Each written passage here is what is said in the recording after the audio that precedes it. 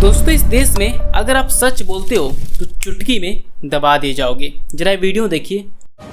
कृषि मंत्री जी, एक एक पल आपका भारी है। मेरे आपसे आग्रह है और भारत के संविधान के तहत दूसरे पद पर विराजमान व्यक्ति आपसे अनुरोध कर रहा है कि कृपया करके मुझे बताइए, क्या किसान से वादा किया गया था और वादा किया गया वादा क्यों नहीं निभाया गया, और वादा निभाने के लिए हम क्या कर रहे हैं। गत वर्ष भी आंदोलन था, इस वर्ष भी आंदोलन है, काल चक्कर घूम रहा है, हम कुछ कर नहीं रहे हैं। जब उपराष्ट्रपति जी ने सवाल उठाया किसान भाइयों पर, तो बीजेपी सरकार को मिर्ची लग गई और हेल्थ सही नहीं है ये कहकर उन्हें निकाल दिया। अब इस बात में कितनी सच्चाई है आपको आगे इस वीडियो में पता चल जाएगा।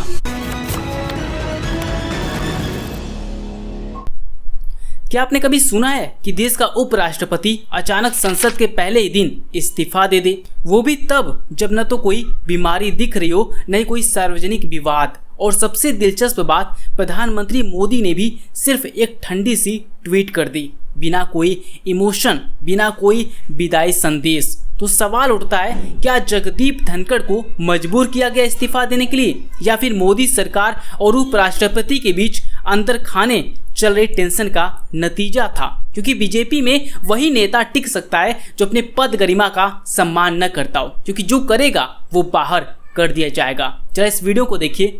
जगदीप धनखड़ की कितनी बेइज्जती करो, मुझे कोई चिंता नहीं है। भारत के उपराष्ट्रपति की, किसान समाज की, मेरे वर्ग की मैं पूरी आहुति दे दूंगा हवन में। मैं खुद की परवाह नहीं करता।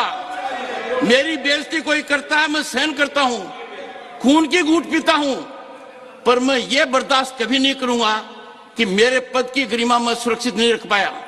इस सदन की गरिमा को सुरक्षित रखना मेरा काम है, इस पद की गरिमा रखना मेरा काम है। आप अंदाजा नहीं लगा सकते क्या हुआ है। नहीं, आप अंदाजा नहीं लगा सकते सर। मैं आपकी सुनता, आप एक फोन उठाते और मेरे से कहते, अपने बीच में फोन में वार्तालाप दशकों तक होता रहा है। इतनी बड़ी घटना हो गई, पद की गरिमा गिर गई, किसान समाज को बेइज्जत कर दिया, मेरी जाति को अपमानित कर दिया, और आप चुप हैं, आपके अध्यक्ष चुप हैं। इस वीडियो में साफ साफ धनखड़ साहब ने बोला कि मेरी बेइज्जती कर लो, लेकिन मेरे पद का, किसान भाइयों का, मेरे उम्र वर्ग का बिल्कुल नहीं। क्या इस वीडियो में जो हमने देखा कहीं ये कारण तो नहीं? अपनी राय कमेंट बॉक्स में जरूर बताइएगा। दोस्तों, धनखड़ साहब कोई साधारण नेता नहीं रहे हैं, वे वकील रह चुके हैं, जज भी थे और पश्चिम बंगाल के राज्यपाल बने, जहां उन्होंने ममता बनर्जी सरकार से लगातार टकराव लिए। इसी टकराव की शैली से उन्हें भाजपा के लिए एक परफेक्ट वाइस प्रेसिडेंट कैंडिडेट बना दिया गया था। 2022 में एनडीए ने उन्हें उपराष्ट्रपति का चेहरा बनाया और भारी बहुमत से वो चुने भी गए। कुल मिलाकर उन्होंने लगभग 2 साल इस पद पर काम किया। लेकिन अब सवाल ये है, इतनी जल्दी इस्तीफा क्यों? अब कहानी यही से ट्विस्ट लेती है। संसद का मानसून सत्र शुरू होने से ठीक पहले उपराष्ट्रपति ने एक अहम मीटिंग बुलाई थी, जिसे चेयरमैन मीटिंग कहते हैं। इसमें सारे मंत्रियों और सीनियर सांसदों को आना चाहिए था, लेकिन चौंकाने वाली बात ये रही कि खुद बीजेपी के 2 बड़े मंत्री जेपी नड्डा और किरेन रिजिजू उस बैठक में शामिल नहीं हुए। ऐसा पहली बार हुआ कि रूलिंग पार्टी के नेता वाइस प्रेसिडेंट की मीटिंग को नज़रअंदाज करें।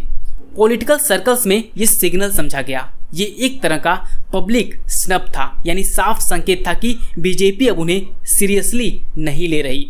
अब आइए एक और गहरे मोड़ पर। सूत्र बताते हैं कि एक गुप्त याचिका राज्यसभा में दाखिल की गई थी। लगभग 50 विपक्षी सांसदों ने साइन करके एक रूल 267 पिटीशन जमा की थी, जिसमें सरकार की आलोचना थी। आशंका है कि वाइस प्रेसिडेंट धनखड़ ने उस याचिका को स्वीकार किया या कम से कम कंसिडरेशन में लिया, और यही बीजेपी के लिए लाल झंडी बन गया। बीजेपी को लगा कि उपराष्ट्रपति अब निष्पक्ष नहीं रहे, यहाँ तक कि सरकार के अंदर से ही दबाव डाला गया कि या तो लाइन में आइए या बाहर जाइए। अब जरा पीएम मोदी की ट्वीट देखिए। उन्होंने लिखा, श्री धनखड़ जी ने भारत की सेवा की है, हम उनके अच्छे स्वास्थ्य की कामना करते हैं। बात खत्म। न धन्यवाद, न विदाई, न कोई आदर सत्कार। ये उस व्यक्ति के लिए कहा जा रहा है जिसने खुद बीजेपी के टिकट पर उपराष्ट्रपति का चुनाव जीता। ऐसे में ये ट्वीट फेयरवेल नोट कम और डिसमिसल नोटिस ज़्यादा लगती है और ये संकेत देता है कि रिश्ते वाकई बिगड़ चुके थे। एक और थ्योरी चल रही है, आरएसएस और बीजेपी के बीच चल रही तनातनी का भी एक पहलू है। आरएसएस ने हाल ही में कई मामलों में बीजेपी की नीतियों से असहमति जताई है, चाहे वो बिहार में सीटों के बंटवारे का मामला हो या संसद में विपक्ष के लिए स्पेस ना देना। और चूंकि कभी कभी संविधान का हवाला देकर सत्ता को आईना दिखा रहे थे, तो आरएसएस को ये नागवार गुजर सकता है। आरएसएस हमेशा एक पात्र को तैयार करता है, लेकिन जैसे ही वो सिस्टम से सवाल पूछता है उसे दरकिनार कर दिया जाता है। जगदीप धनखड़ अब शायद आरएसएस की उस रेड लाइन को पार कर चुके थे। दोस्तों, धनखड़ से पहले उपराष्ट्रपति थे एम वेंकैया नायडू, बीजेपी के कद्दावर नेता, पर वो भी 2022 में दोबारा नहीं लाए गए और अब धनखड़ साहब को भी बीच मझधार में छोड़ दिया गया। मतलब साफ है, मोदी सरकार को सिर्फ वो लोग पसंद आते हैं जो बिना सवाल किए हाँ में हाँ मिलाएं। एक बार अगर आप संविधान या निष्पक्षता की बात करने लगते हैं तो आपकी कुर्सी खतरे में पड़ जाती है, चाहे आप उपराष्ट्रपति ही क्यों न हो। अब सबसे बड़ा सवाल, अगला वाइस प्रेसिडेंट कौन? चर्चा है कि बीजेपी एक बार फिर किसी लॉयलिस्ट को इस पद पर बैठाना चाहती है। कुछ नाम घूम रहे हैं, हरदीप सिंह पुरी, नरेंद्र तोमर या फिर कोई रिटायर्ड जज या गवर्नर। लेकिन विपक्ष भी इस बार चुप नहीं बैठेगा, क्योंकि ये सिर्फ एक नामांकन नहीं है, ये भारत के संविधान और लोकतंत्र की एक बड़ी लड़ाई है। क्या एक संवैधानिक पद पर बैठा व्यक्ति स्वतंत्र सोच सकता है या फिर वो भी न्यूज एंकर बनकर बैठेगा, गोदी मीडिया की तरह? आज का भारत एक ऐसी राह पर खड़ा है जहां संवैधानिक पदों की गरिमा खतरे में है। पहले चुनाव आयोग, फिर सीबीआई, फिर ईडी और अब उपराष्ट्रपति। हर एक संस्था, हर एक कुर्सी को या तो कंट्रोल किया जा रहा है या फिर बदल दिया जा रहा है। जगदीप धनखड़ का जाना कोई हेल्थ इशू नहीं है, ये लोकतंत्र के उस कोने का गिरना है जो अब तक थोड़ा खड़ा था, और ये हम सब के लिए चेतावनी है। सवाल पूछिए, क्योंकि जब उपराष्ट्रपति तक नहीं बच सके तो आप और हम तो सिर्फ वोट हैं। अगर आप चाहते हैं कि लोकतांत्रिक पतन को अब सब समझें तो इस वीडियो को शेयर कीजिए, लाइक कीजिए, कमेंट में लिखिए। लोकतंत्र सिर्फ चुनाव नहीं, इंसान की आवाज़ है। शेयर करने में क्या जाता है आप लोगों का? व्हाट्सएप पे शेयर करिए ऐसे वीडियो को, लोग आप पर गर्व करेंगे। ऐसे वीडियो शेयर करो भाइयों, सपोर्ट करो। अभी छोटा चैनल है, इसे थोड़ा बड़ा करो।